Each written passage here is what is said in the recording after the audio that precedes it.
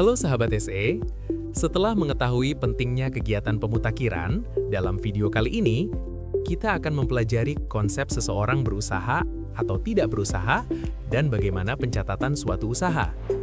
Siapa yang bisa disebut berusaha? Pertama, ketika seseorang tersebut menanggung resiko usaha. Kedua, menanggung sebagian atau seluruh input.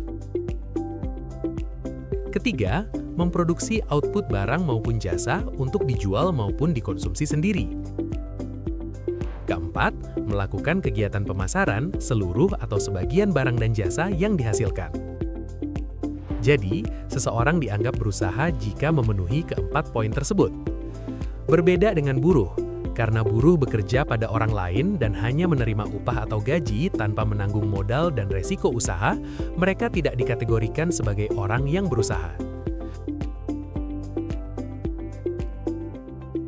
Setelah kita memastikan bahwa suatu kegiatan memenuhi syarat sebagai usaha, langkah berikutnya adalah memastikan apakah kegiatan ini dicatat sebagai satu unit atau lebih. Kita akan menggunakan konsep establishment. Establishment dapat diidentifikasi dengan 3 pendekatan, yaitu pendekatan pemilik usaha, lokasi usaha, dan laporan keuangan. Petugas dapat menanyakan beberapa pertanyaan untuk proses menentukan jumlah establishment, seperti terdapat berapa usaha di bangunan ini? Kemudian, jika terdapat lebih dari satu usaha, ditanyakan apakah semua usaha di tempat ini milik orang yang sama? Atau jika milik sendiri, apakah usaha tersebut juga berjalan di tempat lain? Kemudian ditanyakan juga, apakah keuangannya dikelola bersama atau terpisah? Nah, untuk lebih jelasnya, kita buat ilustrasi sebagai berikut. Terdapat warung soto milik Bu Surti dan mie ayam milik Pak Andi di bangunan yang sama. Meskipun lokasi di bangunan yang sama, namun karena pemilik berbeda, maka terhitung 2 usaha. Bu Wiji membuka salon di rumahnya, selain itu, Bu Wiji juga membuka salon di Tunjungan Plaza. Pada kasus ini, terhitung 2 usaha. Pak Ahmad memiliki usaha kopi keliling Joga. Setiap pagi, pegawai akan mengambil gerobak untuk berjualan di berbagai lokasi strategis. Semua laporan keuangan diatur oleh Pak Ahmad.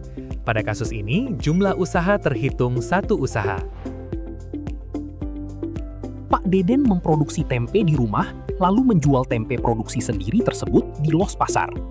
Karena kegiatan produksi dan penjualan berbeda tempat, maka terhitung 2 usaha. Abali Hotel memiliki restoran Nusa Ara, yang keduanya dikelola secara terpisah oleh Pak Budi. Pada kasus ini, terhitung 2 usaha. Buati memiliki usaha Indomart, yang juga menjual makanan dan minuman siap saji. Seluruh kegiatan beroperasi dalam satu bangunan dan satu pembukuan yang tidak dipisahkan. Sehingga pada kasus ini, dihitung 1 usaha. Khusus usaha mikro yang sulit untuk memisahkan laporan keuangannya, maka jika pemilik sama dan dilakukan di lokasi yang sama, akan terhitung menjadi 1 usaha.